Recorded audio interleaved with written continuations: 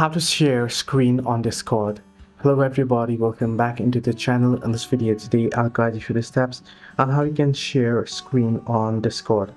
Well, the process itself is pretty simple and pretty easy, so let me guide you through this video. In order to share screen on Discord, first you want to go ahead and open up Discord. So let me go ahead and open up Discord right away.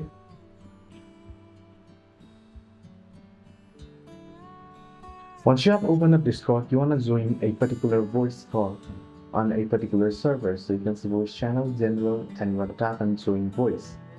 So once you have joined the voice, all you gotta do is swipe from the bottom of the screen towards the top, and you'll get the option share your screen. Tap on share your screen, and you can see try it out.